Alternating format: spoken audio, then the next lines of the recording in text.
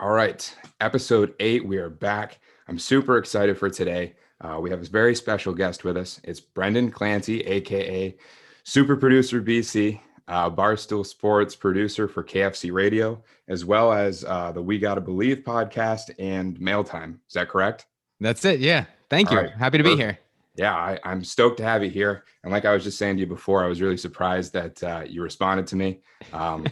But I think we should start with KFC Radio since that's probably what most people would be familiar with. For sure. So 2012 is when it started. Is that correct? That's right. Yep. Okay, so 2012, and you guys were kind of like Barstool's first, I guess, flagship kind of show would be safe to say, the first true podcast that really, grew a lot of attention. Actually, I would consider it the first podcast. Dave actually did something up in Boston with Blog Talk Radio where it was more like it was framed around being exactly like a radio show, and you would call in and they would broadcast it over the internet. So you didn't have any equipment, you just had your phone and you call in and your guests would call in. But that, like, I think I can't remember what he called that now, but that really wasn't like a main focus. He was just experimenting with that for a little while. I don't even think he was doing it when Kev got the job. It was just something that had been done in the past. But yeah, we picked up that ball and ran with it and started KFC Radio. Flagship is a weird word. I would think that part of my take sort of would be what most people consider the flagship of Barstool Sports. Yeah. Just like a monster behemoth show that generates a ton of revenue and lets a lot of smaller shows. But it all did sort of come from KFC Radio. Dan got his start in podcasting with KFC Radio. So in that sense, we were definitely like the first podcast and what like the podcast sort of empire has been built on so far. Yeah, no, that's awesome. And it was kind of your idea, though, to start. The whole voicemail premise was kind of like your idea, right? For sure. Yeah. I mean, I get a lot of flack from people. People like to claim that I invented podcasting. I invented podcasts, which obviously, like, I never ever did. Joe Rogan was doing podcasts long before 2012. Bill Simmons was doing it. It's funny, when we started, everybody talks shit like, "Oh, you're trying to be like Bill Simmons," and now somehow I get people talking shit like, "Oh, you said you invented this." No, but I was listening to some podcasts. Kev was going strong at Barstool. When Kev got the job in 2009, I was helping him. I got him to get on Twitter. I helped him make like a Facebook page, all the things that were like trending. I tried to like push him towards and say, hey, let's not, I can't really write the blogs for you. So where can I help? So I was like always doing little odd jobs for him, helped him with like launch parties. And I was listening to podcasts in like 2011, 2012, and I was like, you guys got to do this. Kev had a little bit of a background in radio. He worked at his college radio station. I was like, you'd be great on the mic. But, like anything that hasn't happened yet, he was like, why would I do this? Like, I'm a writer, I'm a blogger. That's what the blog is, as it's always going to be. He probably thought, in 2020, it would just be like typing on a keyboard. Yeah.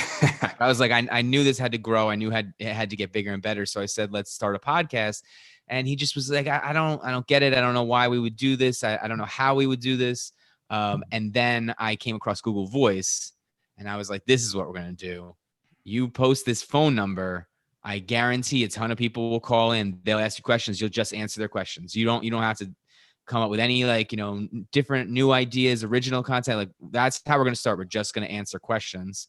And it worked out. And, we got flooded with calls the first time you posted this. A lot of people were like, prank calling or talking shit or just hanging up because they were surprised that the phone actually rang and then it went to voicemail.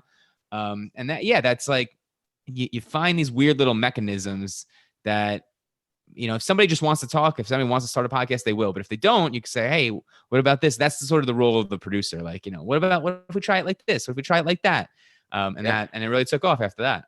For sure. So pre-Barstool, what were you doing? Obviously you weren't, Barstool wasn't super popular back then. What were you doing before then? And kind of why did you get out of that and switch to what you're doing now?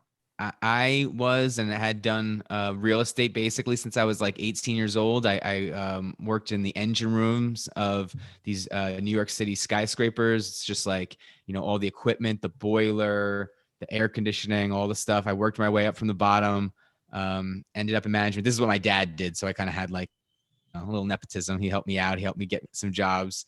And I was working in real estate as a property manager. In 2012, yeah, I was working in Long Island City. And it's funny because I had moved up enough that I had sort of like achieved a level where I worked in a building that my boss didn't work in, because my boss managed multiple properties throughout New York City, and I just ran this one building in Long Island City for him. So it's very fortunate that I was like at that level where I didn't have somebody like looking over my shoulder, because if I needed to edit a podcast in the middle of the day, I was able to do that. But yeah, I was like at least making some money with Barstool since 2012, sort of on like a freelance thing. Okay. Kev talked to Dave and was like, listen, if he's going to edit these podcasts, he's going to produce these podcasts, you got to help him out a little bit, just like a little bit of money. And then it wasn't until 2016 that churning came along that I was like, oh, this could really be a real job for me. I always thought I was just going to be like helping Kev. And, you know, people don't really realize that like a lot of the guys at Barstool didn't think it was going to be that big until churning really was like, let's do this. Right. And then we were like, it was a real company. The fact that there was like health insurance went a long way towards convincing my wife that I could take a full-time job with them. But I really didn't envision it being anything. But when somebody like Churning comes along and really legitimizes it, puts millions of dollars behind it, you're like, oh, okay. So a lot of people took a risk to start to go with Barstool. I didn't really feel like it was all that much of a risk because it was like a real job. So, yeah, you know, I talked to all the people in my life, all the people I love, and asked them for their advice, and everybody sort of said, hey, you know, it's a once in a lifetime opportunity, so why don't you go after it? And it's been, you know, obviously a dream job so far. Yeah, I can imagine. So where did the whole experience with producing, editing, where did that all come from if you were in real estate? It doesn't really seem to it was align. not, I didn't really have a background in it at all. I became obsessed with it. I actually tried to get people in at my real estate company to start a podcast. I mean, people think that I'm insufferable about starting podcasts now, like, and I am, Right, I admit it, but I would like literally chew people's ears off, like anybody that would listen to me. So I was like, I proposed it to these leasing agents. I proposed it to, you know, managers. I was like, trust me, guys, podcasting is going to be big.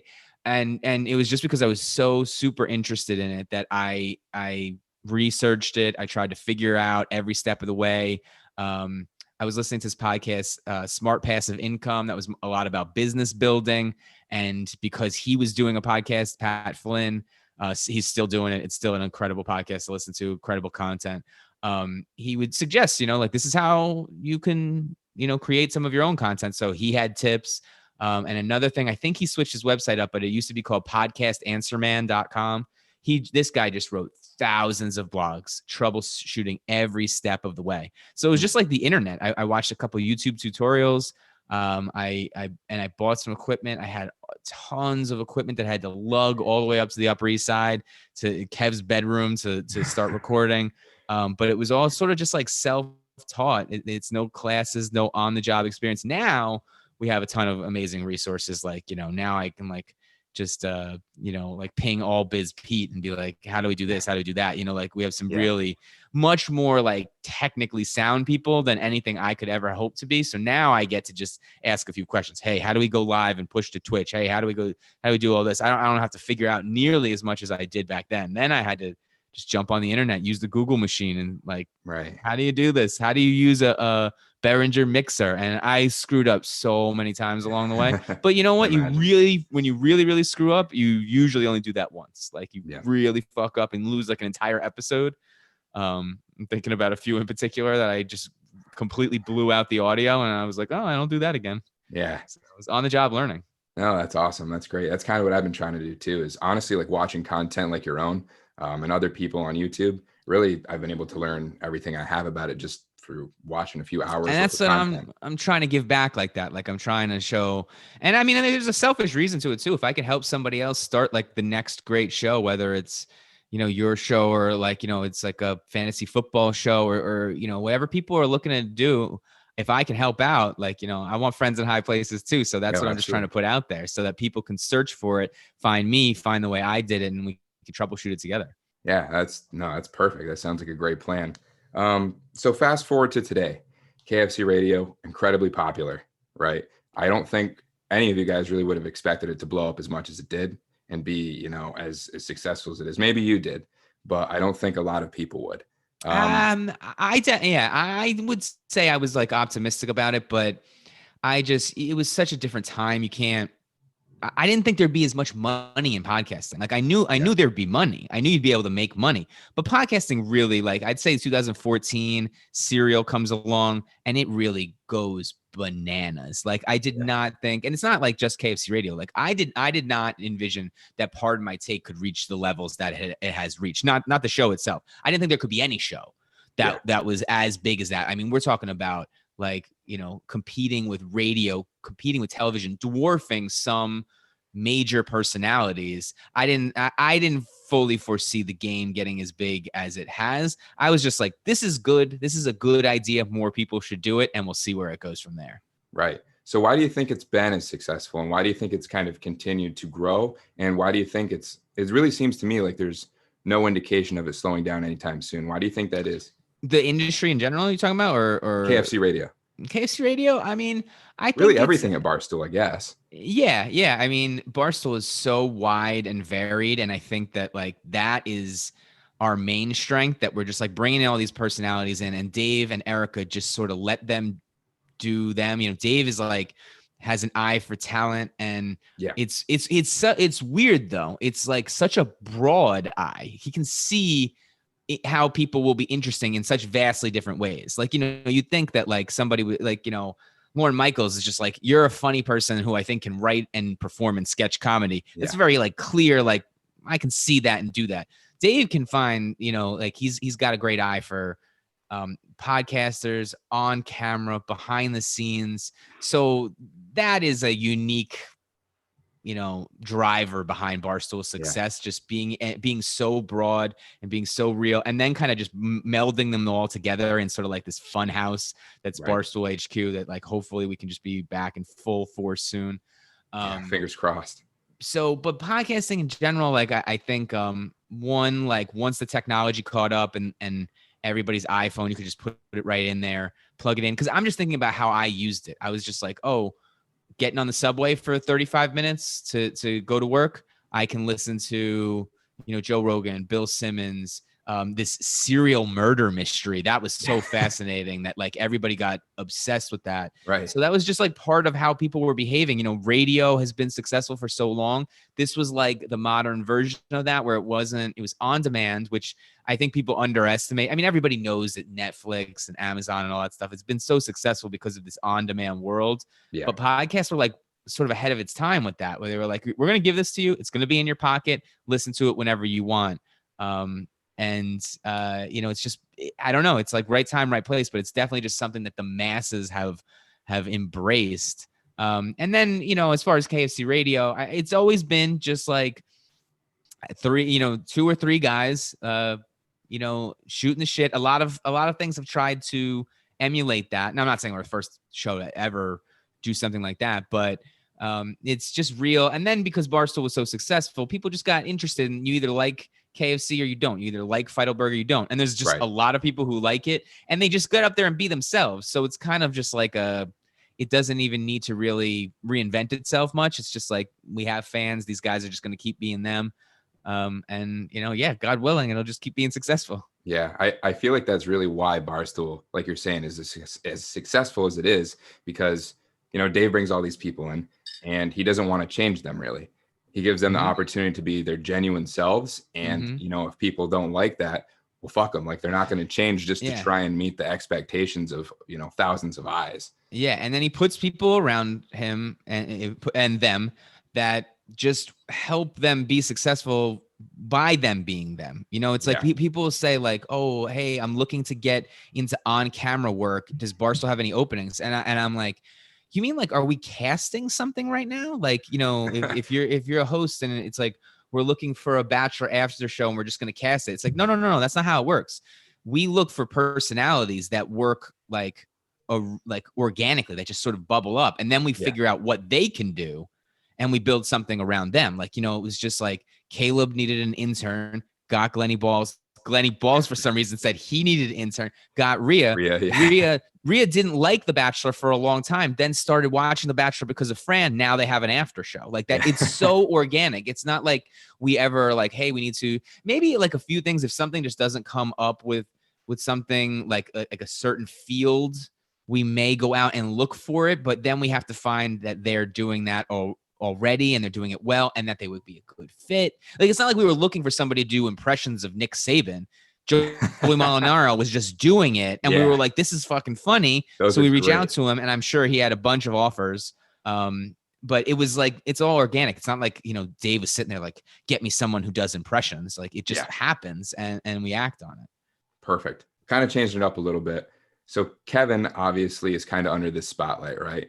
Social media following has grown drastically over the last several years. And you, I would argue, have just as important of a role in that, but you don't necessarily get that spotlight. Does that bother you? Has it ever bothered you? And I mean, I don't get that sense. Yeah. But I've always just been curious about that. Yeah, far from bother would definitely not be the word at all. Because I know who I am. I'm not like, I don't want to get up there and have a argument with Dave for like a content argument, like the rundown. Like, you got to want that, and a lot of people do, and that's great. And that's what I'm talking about. Dave will pick these people, and he'll know it's the right fit if he can just be like, hand you a mic and let's debate this, and I'm going to pull you up on the rundown. And I've never really just been that kind of way. That's where I'd say me and my brother are. That's one of the places that we just like completely diverge. He likes that. He likes to entertain. I'm like interested in that stuff, but I don't want to like just be able to go and ad lib and go on the fly. And Dave knows that. And that's why, like, he pulls people up on the rundown all the time. I sit like front and center right by that rundown set, but he's like, that's not the role you play. And that's totally fine. So he, like, as much as Dave is like, seems like a gunslinger, like, he is actually a really good businessman who knows people's strength and stuff like that. And just wherever you fit in and whatever works. But no, I mean, I'm trying to carve out now a niche of sort of being like a expert in like the production field. And that's where I'd like to grow. I don't need just, people like, following me for my hot takes. That's just not what I want to do, Right. No, that's good. I think a lot of people will sometimes try and just kind of like push an agenda to do whatever it is, kind of like we said before, like whatever they think will make them popular. And, I think it's very important to be like self-aware of like what you want and not try and be fake about it. For sure. Because people will see right through that. Right. And popularity just in general, like, hey, if something happened to me and I like for like some reason, like had a video of me go viral or something like that, and I gained a bunch of followers, I wouldn't be mad at it. But like that also, I just think a little bit more business minded. That doesn't really do me any good if I have like 1 million followers that know me from something other than what I'm really trying to do. Like, you follow me because of some other random instance.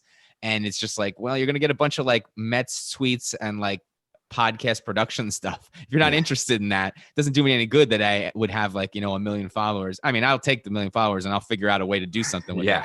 But, that's not what I'm looking to try and grow. I'm trying to grow in this specific niche that, it's a slow grind. It would be easier if I would just like say something funny or stupid or, jump on the rundown and more people would see me or know me, but it's just not my style. And if it was, I would have given it a shot.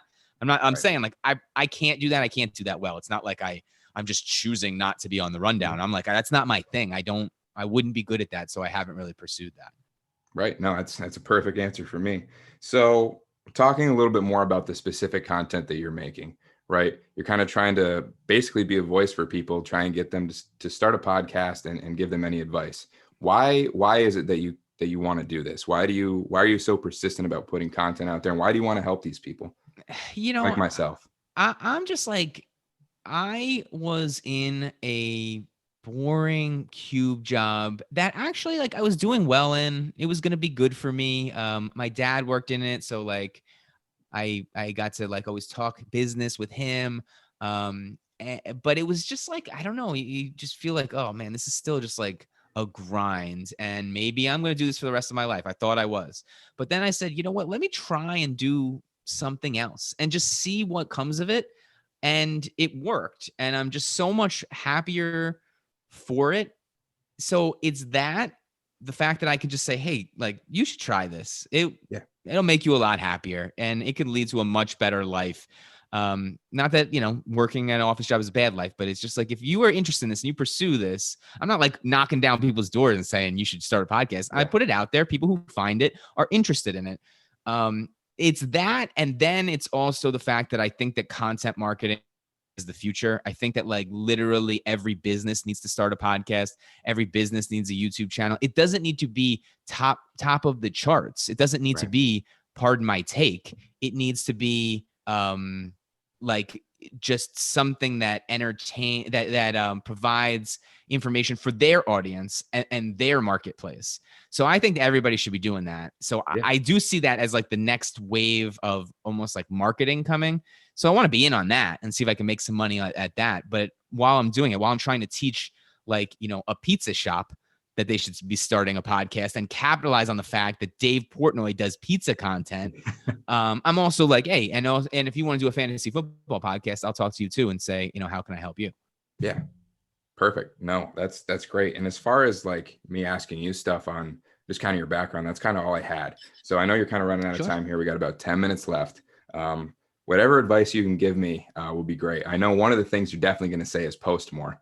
As soon as you responded to my message on Instagram, like one of the first pieces of content you put out there was just like post more in the podcast pyramid, right? Yeah. So the podcast pyramid is sort of like why I think people should do a podcast. You start with, you just talk for an hour. Now you've got an hour long piece of content. If you film it, which Zoom has made amazing, I would post the full thing on YouTube. Now that doesn't mean that that's a great YouTube post, but it's just another piece, and it helps you establish your presence in YouTube.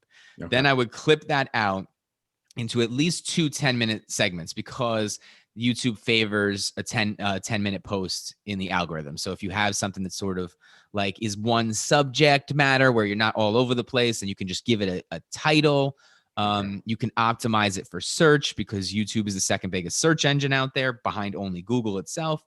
Then you can break it down to smaller clips, which you can put on either Instagram or Twitter or Instagram stories. So you start this podcast, all of a sudden you have a decent amount of content. Now it still takes the work. Like you still have to do it. On my show, I have Emily, who's helping me out. And even the two of us are still like not getting as much content out as I really would like. But we're trying and we're getting there. We're not there yet. So I would definitely post more. I would definitely focus on a niche if you can. It doesn't mean that every single thing you do has to be about only one topic, but if you can really crush one topic, focus really hard, that's how you can grow. You can grow in a certain niche or market. It's hard to just be vast and open. So if it's like, you're talking about people who, you could sort of fall into like personal development, self-improvement, that could be like your niche, and then it can go anywhere from there. But I would say like pick a niche and then post a lot, and also try and interact with the community, like whatever fan base you're trying to attract, like interact with them. Don't just broadcast to them. Listen to my stuff. You can, interact. You should comment on their posts. You should like their posts. Be a part of some type of community. Okay. No, that's big for me. I think one of the things I was really concerned about starting out is I didn't really feel like I had that niche of a topic, right? I felt like just trying to interview people that went with a passion was pretty broad. And you know what though? Like I'm saying, like, this is how you can improve. It's great what you're doing. Like, start and don't stop and keep going. And if you don't have like the perfect focus, that's fine. You should work on focus, but it's kind of like working out. It's like maybe you could eventually stumble upon the perfect workout regimen and complement a diet and get in phenomenal shape. But like, you don't have that now. That doesn't mean stop working out until you figure out the perfect workout. Like, keep doing it and then keep trying to get better. Okay. Yeah. That you put that in a language I can understand a little better, the whole working out thing. Right. So just get out and go to the gym. And then maybe you'll like, I always read about, I'm talking to Corey G, and he's going to give me all this advice. And I'm like, basically the advice is just like fucking crush it and be awesome. And I'm like, that's kind of like you listen to Gary Vee, or maybe you listen to me and you think, I'm like, it's easier said than done. Like, I'm not perfect either, but maybe I'm further along than you are. And it's like, don't let any of the, oh, I haven't figured this all out yet be an excuse either. Keep doing what you're doing, but just try and post more and try and focus on a niche more. But keep going is probably my number one piece of advice. Like, don't do it and don't stop. You will get better at it. As far as growing a following, a lot of my following currently is just like friends and people I know. And I'm trying to get above and beyond that. And I'm not really sure how to go about it. Obviously post more, but I'm curious just about like certain things like hashtags. How useful are they? Small things like that. I would say, I think hashtags are useless on Twitter unless you're just trying to make a joke, like, hashtag, whatever you're talking about. That's a funny joke. I think that they are a little more helpful on Instagram, and I think they're very helpful on TikTok. So if you do research, there's a lot of good tutorials out there. I don't really like offhand know it, but I would research TikTok hashtags and Instagram hashtags. Okay. And then tagging in general on YouTube is also helpful. So I definitely think that hashtags are worth investigating on whatever platform you are like strategizing for. Okay. No, that's good. I really got to start making other social media. Like I really only have Instagram for the podcast. And like, I'm not a big TikTok guy. I don't have one. I never really wanted to even play with it at all. And I don't really use Facebook at all either. I think I'm going to make some sort of TikTok series or maybe a YouTube series that I'll put about TikTok, and to just show people like you can do your content on TikTok. Now that doesn't mean you're going to go super viral, right? But like it doesn't need to be like what you've seen from TikTok. It can be like Instagram stories. So if you use Instagram, you can use TikTok too. So I think I'll put something together like that. That'll just be, I do think I think people are still sleeping on TikTok, even though it's gotten pretty big. Yeah, no, I'll definitely, if you put that out there, I'll definitely watch it and take some notes. Okay, but cool. Two more quick things for you. We're running out of time. So my strategy going into trying to grow it was basically just have my guests that come on, share it, right? Share it on their story, share it in their stream. And I don't know if that's a good strategy. Obviously it'll get some more eyes on there, but I'm not sure if I should go with that or if I should just start following more people. It's not a bad strategy to ask for somebody to reshare. I would not stop doing that. I would also try to make shareable content. So if you edit something and make it look really good and make your guests look really good, they'll be more inclined to share it. So, think about that for sure. Okay. Yeah, I'll do that. Closing out here, what do you think the best advice you would have for somebody that's trying to like get into Barstool? Not saying I am necessarily, but just in general, I know there's so many people out there that say, oh, I'd be sick to work for Barstool and have my own content. I would say that the first thing you should do is try to build your own following. It does not have to be huge, but almost everybody that really got the job, Kev was already writing a blog. Trent was already writing a blog. Dan was writing a blog. If fights got to start by like applying for an internship, when those things come along, shoot your shot. Now it's a lot more difficult, right? But a lot of these guys were already doing some type of content, and it doesn't need to be huge, but Dave does like to see that you're doing something and that you're not sitting around waiting and just saying, hey, I'll do anything you want me to. And he's just like, well, everybody will do anything right now. Right. If you do something, that will make you a lot more unique. And do not tag 1 million people in every post you do. Like where you post, and tag Brendan Clancy and Super Producer and KFC Barstool and Eric Mardini and Stool Presidente. That's what I was going to ask. I'm like, oh my God, this is like, you get yourself blacklisted doing something like that. If you occasionally want to tag something, if you do some pizza content and want to tag Dave occasionally, not every single post, like every now and then you want to tag somebody, that's okay. But oh God, it makes all our stomachs turn when you see just like a ton of people all tagged on it, and it gets the mute button so quickly. So don't do that. All right. I won't do that. Well, listen, man, you got about a minute left here. I just want to say thank you so much for coming on. I really appreciate it. If there's other questions, if you want to wait a few weeks and jump back on, I'm happy to answer more questions, because I know it's like a tight time frame. Yeah, no, I'll definitely keep that in mind. I wish there was like something I could do for you to like help you out. Cause like, I really do appreciate your time and your advice. I wish there was some way I could like return the favor. I don't know. I would check out my content and occasionally share it shoot it to somebody that you think might benefit from it, or reshare it on your story or something like that. That's all. I mean, like, you don't even need to do that, but I just keep checking out my stuff. When I say, do you have any questions? Go ahead and ask. Like, you asking questions helps give me content. So, and tell your friends and family to follow me at Brendan Clancy on Twitter and Instagram, and at Super Producer B on Twitter and Instagram. Super Producer BC. There it is. Said my own name right. There we go. There we go. Perfect. Well, thank you very much. Like I said, I really appreciate it. Best of luck with everything you got going on. Awesome. You too, man. Keep in touch. Let me know how it goes, and definitely let me know when this episode comes out, and I'll reshare it. For sure. Have a good one. All right. You too, man. Take care.